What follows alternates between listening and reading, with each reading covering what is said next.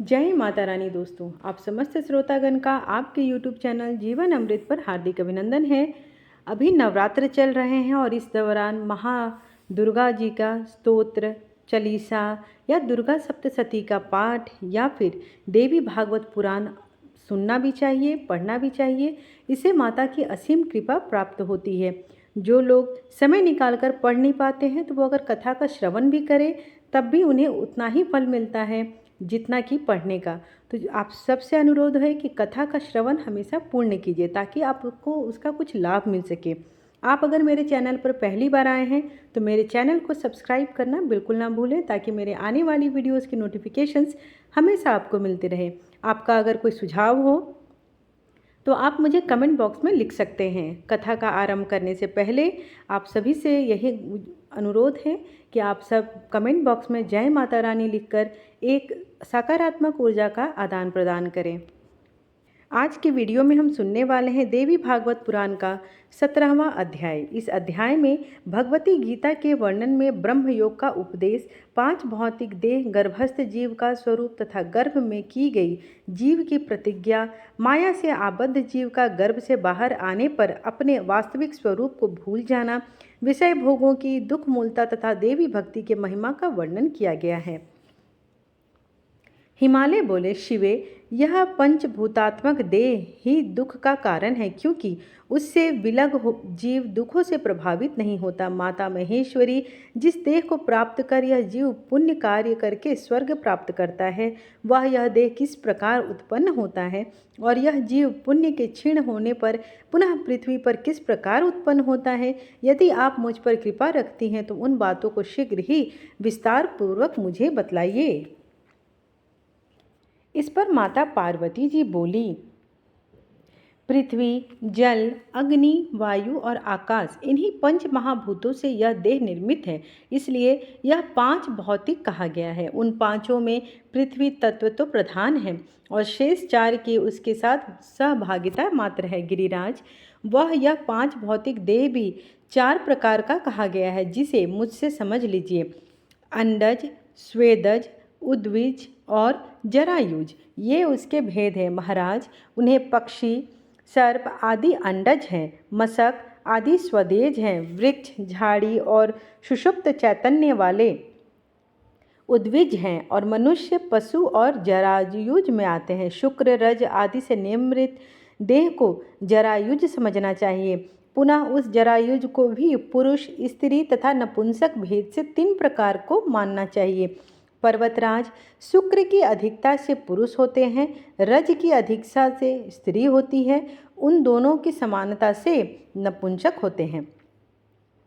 अपने कर्मों के वशीभूत जीव ओस कणों से संयुक्त होकर पृथ्वी तल पर गिरने पर वनस्पति के बीच पहुंचता है। वहां रहकर चीरकार तल कर्म भोगता है। पुनः जीवों के द्वारा उसका भोग किया जाता है।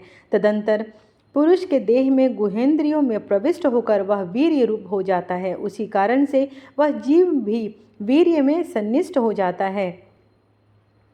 यहाँ पर सृष्टि परंपरा की निरंतरता की ओर संकेत है। संक्षेप में, कर्मफल भोग के अनंतर शेष कर्मों से अवशिष्ट जीव आकाश, वायु, अग्नि, जल, पृथ्वी तथा औषधि, पुष्प, फल, अन्न आदि के रूप में देहांतर की प्राप्ति करता हुआ स्त्री पुरुष के द्वारा अनादि का भोग करने पर वीर्य तथा रजस के रूप में उसका पुनः विपरिणाम होता है और पुनः वीर्य तथा रजस के संयोग से सृष्टि प्रक्रिया चलती है। इस प्रकार अवांतभूत अविदित सृष्टि प्रक्रिया के प्रति जागरूक करने के लिए भगवती का यह उपदेश दिया। महामते, तत्पश्चात ऋतुकाल में स्त्री के साथ पुरुष का संयोग होने पर वीर के साथ साथ वह जीव भी माता के गर्भ में पहुंच जाता है। राजन, रजोधर्म के 4थे दिन से लेकर 16वें दिन तक ऋतुकाल कहा गया है। पर्वत श्रेष्ठ, विषम दिन में समागम करने से स्त्री और सम दिन में समागम करने से पुरुष की उत्पत्ति होती है। पिताजी, ऋतु स्नान की हुई कामार्त स्त्री जिसके मुख का दर्शन करती है उसी की मुखाकृति की संतान जन्म लेती है। अतः स्त्री को उस समय अपने पति का मुख देखना चाहिए। महामते, वह वीर स्त्री के योनिस्थ रज से मिलकर एक दिन में कलल बन जाता है। वही कलल अत्यंत सूक्ष्म झिल्ली से पूर्णतया आवृत होकर 5 दिनों में बुलबुले के आकार का हो जाता है। अत्यंत सूक्ष्म आकार की जो चमड़े की झिल्ली होती है उसे जरायुज कहा जाता है। चूँकि उसमें वीर्य तथा रज का योग होता है और उसी से गर्भ उत्पन्न होता है, इसलिए उसे जरायुज कहा गया है। तत्पश्चात 7 रातों में वह मांसपेशियों से युक्त हो जाता है और फिर एक पक्ष में वह जो पेशी होती है उसमें रक्त प्रवाह होने लगता है। तत्पश्चात 25 रातों में देह के अवयव अंकुरित होने लगते हैं। महामते, 1 महीना में क्रम से स्कंद, गर्दन, सिर, पिठ और पेट ये 5 प्रकार के अंग निर्मित हो जाते हैं। दूसरे महीने में हाथ और पैर हो जाते हैं तथा तीसरे महीने में अंगों की सभी अस्थियां उत्पन्न हो जाती हैं। पुनः चौथे महीने में उसके भीतर जीव की अभिव्यक्ति हो जाती है। तब माता के उदर में स्थित गर्भ चलने भी लगता है। 5वें महीने में नेत्र, कान और नाक का निर्माण होता है एवं उसी महीने में मुख, कमर, गुदा, शीशन, लिंग आदि गुहवा अंग और कानों में छिद्रों में भी बन जाते हैं। उसी तरह 6ठे महीने में मनुष्यों की नाभि भी बन जाती है और 7वें महीने में केस, रोम और उग जाते हैं। 8वें महीने में गर्भ में सभी अवयव स्पष्ट रूप से अलग अलग बन जाते हैं। इस प्रकार पिताजी जन्म के पश्चात उगने वाली दाढ़ी, मूछ और दांत आदि को छोड़कर सभी अंग क्रम से निर्मित हो जाते हैं। 9वें महीने में जीव में पूर्ण रूप से चिंतना शक्ति आ जाती है। वह उदर में स्थित रहकर माता के द्वारा ग्रहण किए गए भोजन के अनुसार वृद्धि को प्राप्त करता है। वहाँ पर अपने जन्मांतर के कर्मों के अनुसार घोर यातना प्राप्त करके वह जीव खिन्न हो उठता है और पूर्व जन्म में अपने शरीर से किए गए कर्मों को याद करके अत्यंत दुखी हो जाता है। माता के गर्भ में इस प्रकार का कष्ट प्राप्त करके भी जीव बार बार पृथ्वी पर जन्म लेता है। गर्भावस्था में वह जीव मन में यह सब कुछ सोचकर स्वयं से ही यह बात करता है कि मैंने अन्यायपूर्वक धन कमाया और उससे अपने कुटुंब का भरण पोषण किया, किंतु दुर्गति का नाश करने वाली भगवती दुर्गा की आराधना नहीं की। अब यदि गर्भ के दुख से मुझे छुटकारा मिल जाएगा तो मैं पुनः महेश्वरी दुर्गा को छोड़कर विषयों का सेवन नहीं करूँगा और सर्वदा समाहित चित्त होकर भक्तिपूर्वक उन्हीं की पूजा करूँगा।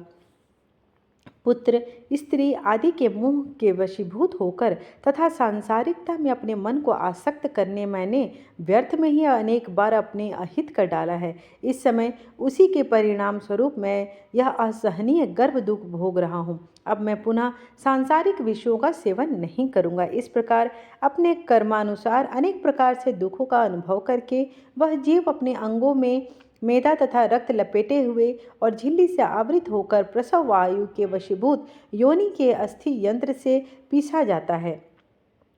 उसी प्रकार योनि मार्ग से बाहर निकलता है जैसे पातकी जीव नरक से निकलता है। तदंतर वह जीव मेरी माया से मोहित होकर उन दुखों को भूल जाता है और कुछ भी न कर सकने की स्थिति को प्राप्त होकर मांस पिंड की भांति स्थित रहता है। जब तक कफ आदि से उसकी सुषुम्ना नाड़ी अवरुद्ध रहती है तब तक वह स्पष्ट वाणी बोलने में तथा चल फिर सकने में समर्थ नहीं होता है और दैव योग से जब वह कुत्ते, बिल्ली और दाढ़ युक्त जंतुओं से पीड़ित होता है तब स्वजनों द्वारा उसकी सम्यक रक्षा की जाती है। बाद में वह स्वेच्छा कुछ बोलने लगता है और दूर कर भी चलने भी लगता है। किसी देह के भोग के लिए जीव सारे कर्म करता है। वह देव पुरुष से भिन्न है क्योंकि जीवात्मा का भोगों से क्या संबंध। प्रतिक्षण आयु का क्षरण हो रहा है। वह हिलते हुए पत्ते पर स्थित जल कण की भांति क्षणभंगुर है। महाराज, विषय वासना संबंधी सभी सुख स्वप्न के समान है, फिर भी जीव के अभिमान में कोई कमी नहीं होती है। मेरी माया से मोहित महान कष्ट की बात यह है कि जन्म व्यर्थ बीत गया और इसी कारण दूसरा जन्म भी व्यर्थ ही चला जाता है।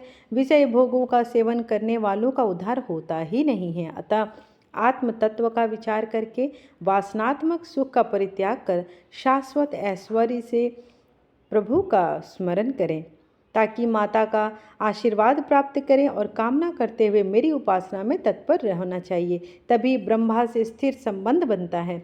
अपनी आत्मा को देह आदि से पृथक निश्चित करके मिथ्या ज्ञान जनित देह आदि की ममता का त्याग कर देना चाहिए।